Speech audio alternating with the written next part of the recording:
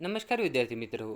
Study with संकेत या चॅनलवर तुम्हा सर्वांचे स्वागत आहे. मित्रांनो, आज आहे 4 एप्रिल 2026 आणि आपण बघणार आहोत आजची अशी काही महत्त्वपूर्ण चालू घडामोडी जे तुमच्या पोलीस भरती, तलाठी या इतर कोणत्याही महत्त्वपूर्ण एक्झाम असो याच्यामध्ये तुम्हाला मार्क मिळवून देण्याचे काम नक्की करणार आहे.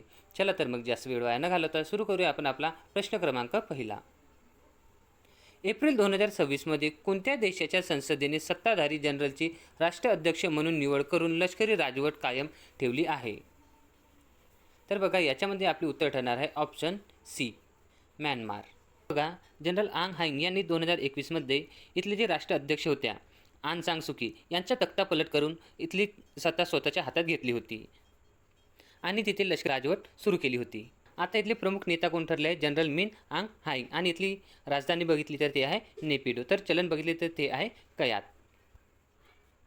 बघा, जनरल आन हांग यांना यांच्या संसदेत 584 पैकी 429 मते मिळाली आणि ते विजयी ठरले. आणि ते राष्ट्राध्यक्ष होण्यापूर्वी त्यांच्या लष्करी नियमानुसार त्यांनी आपल्या कमांडर इन चीफ या पदाचा राजीनामा दिला आणि त्यांनी आपल्या विश्वासू जनरल ये विन ओ यांना लष्करी प्रमुख पदावर नियुक्त केले. प्रश्न क्रमांक दुसरा आहे, भारतीय लष्कराचे 49वे उपप्रमुख म्हणून 1 एप्रिल 2026 रोजी कोणी पदभार स्वीकारला आहे? तर बघा, हा पदभार स्वीकारला आहे लेफ्टनंट जनरल धीरज सेठ यांनी. आणि यांनी लेफ्टनंट जनरल पुष्पेंद्र पाल यांची जागा घेतली आहे. बघा, ते भारताचे 49वे उपप्रमुख ठरले आहे आणि त्यांनी 1 एप्रिल 2026 रोजी आपले पदभार स्वीकारले आहे. तसेच बघा, लष्करी दिन म्हणजेच आर्मी डे कधी साजरा केला जातो? 15 जानेवारीला. आणि आर्मीचे बोधवाक्य आहेत सेवा परमो धर्मा. बघा, आर्मीचे सर्वोच्च सेनापती कोण असतात? ते राष्ट्रपती. आणि आताचे राष्ट्रपती कोण आहेत? द्रौपदी मुर्मू. आणि बघा, CDS म्हणजे चीफ ऑफ डिफेन्स स्टाफ हे कोण आहेत? जनरल अनिल चौहान. तर लष्कर प्रमुख आहे उपेंद्र त्रिवेदी. आणि नौदल प्रमुख बघितले तर ते आहे ॲडमिरल दिनेश त्रिपाठी. तर हवाई दल प्रमुख आहे air chief marshal Amarpreet Singh. त्याच्यानंतर आपण प्रश्न क्रमांक तिसरा बघूया. अलीकडेच कोणत्या बँकेने 60% हिस्सा ॲडमिरेट NBD खरेदी करणार असल्याचा RBIने मंजुरी दिली आहे? तर बघा, याच्यामध्ये आपले उत्तर ठरणार आहे ऑप्शन बी, RBL बँक. बघा, RBL बँकचा आता 60% हिस्सा हा कोणी खरेदी केला आहे? तर ॲडमिरेट NBDने. बघा, हे एक कुठली कंपनी आहे? दुबईची. आणि बघा, आता या बँकेची मालकी आणि नियंत्रण हे ॲडमिरेट NBDकडे जाणार आहे. बँकेचे नाव काय आहे? RBL bank. तसेच गुंतवणूकदार कोण आहे? तर ते एमआरटेट NBD. आणि हिने 60% हिस्सा विकत घेतला आहे. बघा, RBLचे मुख्यालय बघितले तर ते आहे मुंबईमध्ये. त्याच्यानंतर आपण प्रश्न क्रमांक 14 बघूया. भारताचे पहिले स्वदेशी कोळसा ते अमोनियम नायट्रेट प्रकल्प कोठे उभारला जात आहे? तर बघा, याच्यामध्ये आपले उत्तर काय ठरणार आहे? ऑप्शन बी, लखनपूर, ओडिसा. बघा, कोळसा ते अमोनियम नायट्रेट म्हणजे काय होते? तर बघा, सामान्यतः अमोनियम नायट्रेट तयार करण्यासाठी नैसर्गिक वायूचा वापर केला जातो, जो आपल्याला काय करावा लागतो? आयात करावा लागतो. पण या तंत्रज्ञानात कोळशाचे गॅसिफिकेशन करून त्यापासून अमोनियम नायट्रेट बनवले जाणार आहे. आणि हे पूर्णपणे मेक इन इंडियाच्या अंतर्गत विकसित केले जाणार आहे. बघा, भारताला खते आणि स्फोटकांसाठी लागणारे अमोनियम नायट्रेट बाहेरून मागवावे लागतात, ज्याच्यामुळे परकीय चलन जास्त खर्च होते. तसेच बघा, कोळसा जाळण्यापेक्षा त्याचे गॅसिफिकेशन केल्याने पर्यावरणासाठी हानिकारक ठरणार नाही. बघा, भारत सरकारने 2030पर्यंत 100 दशलक्ष टन कोळसा गॅसिफिकेशन करण्याचे लक्ष्य ठेवले आहे. आणि बघा, अमोनियम नायट्रेट हा मुख्यतः शेतीमधील खते आणि खाणकामातील स्फोटके तयार करण्यासाठी केला जातो. तसेच बघा, ओडिशाची राजधानी बघितली तर ते आहे भुवनेश्वर. मुख्यमंत्री बघितले तर ते आहे मोहनचरण मांझी. आणि राज्यपाल आहे रघुवर दास. आणि ओडिशा राज्याची स्थापना बघितली तर ती झाली 1 एप्रिल 1936मध्ये. त्याच्यानंतर प्रश्न क्रमांक 5 बघूया. भारत सरकारने 1 एप्रिल 2026 पासून कोणते नवीन नियम लागू केले आहे जे 2026च्या नियमाची जागा घेणार आहे?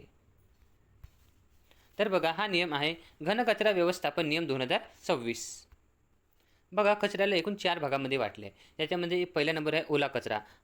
हा स्वयंपाकघरातील कचरा असते. त्याच्यानंतर दुसरा आहे सुका कचरा. हा प्लास्टिक, कागद, काच याच्यासारखे वेस्टेज असतात. आणि बघा तिसरा नंबर आहे घरगुती घातक कचरा. याच्यामध्ये पेन, बॅटरी, जुनी औषधी याचा समावेश असते. आणि त्याच्यानंतर आहे सॅनिटरी कचरा. हा डायपर्स, सॅनिटरी पॅड याच्यात समावेश असते.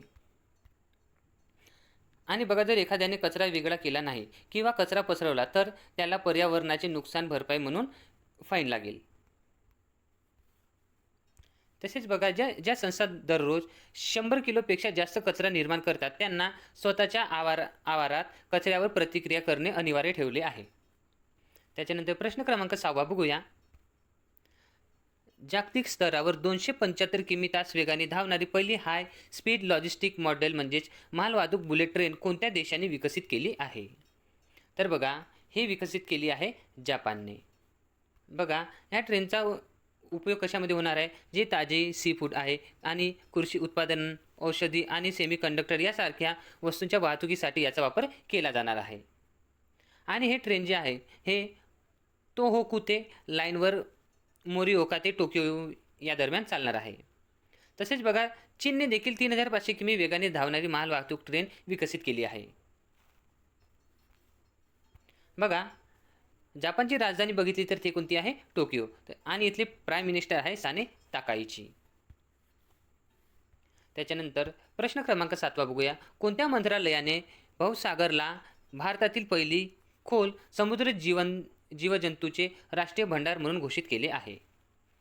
तर बघा याच्यामध्ये आपले उत्तर ठरणार आहे ऑप्शन सी, पर्यावरण, वन आणि हवामान बदल मंत्रालय.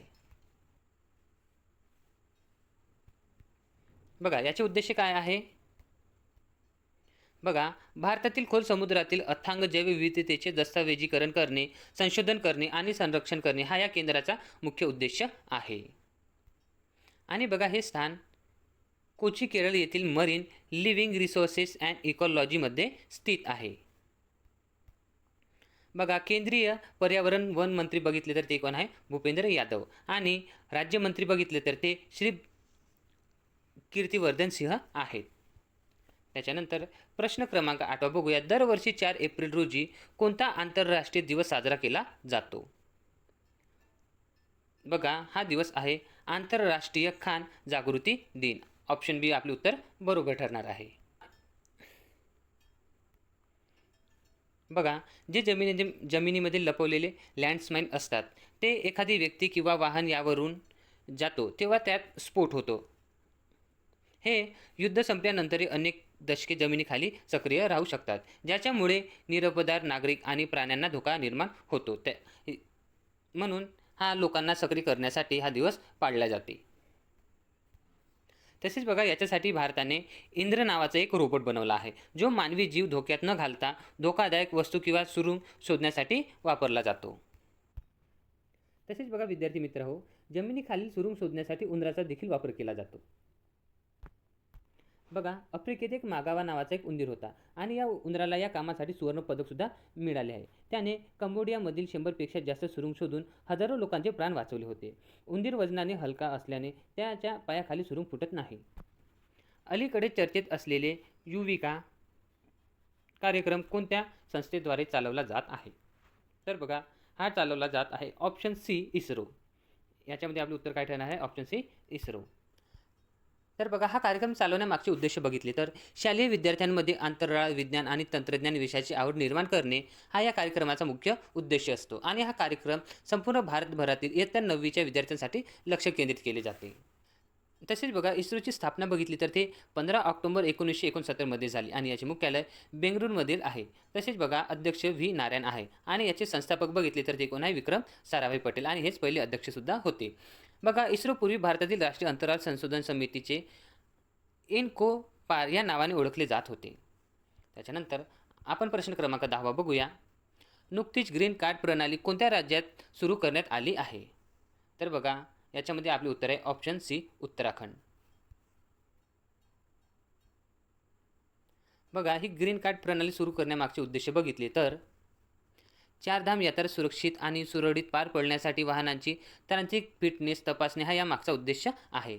तसेच बघा वाहन मालक परिवहन विभागात अधिकृत वेबसाईटवर जाऊन ऑनलाईन अर्ज करून हे कार्ड मिळवू शकते. त्याच्यानंतर उत्तराखंडचे मुख्यमंत्री बघितले तर ते कोण आहे, पुष्कर सिंग धामी. आणि इथले राज्यपाल बघितले तर ते आहेत जनरल गुरमीत सिंह. आणि याची स्थापना झाली आहे 9 नोव्हेंबर 2000ला. तसेच बघा याची राजधानी आहे देहरादून.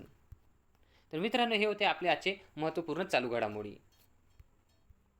आणि तुम्हाला व्हिडिओ आवडला असेल तर चॅनलला लाईक आणि सबस्क्राईब नक्की करा. आणि जे तुमचे मित्रमंडळी स्पर्धा परीक्षेची तयारी करत आहेत त्यांना हा व्हिडिओ नक्की शेअर करा. आपण आता उद्या भेटूया पुन्हा नवीन घडामोडीसह. तोपर्यंत धन्यवाद. जय हिंद, जय महाराष्ट्र.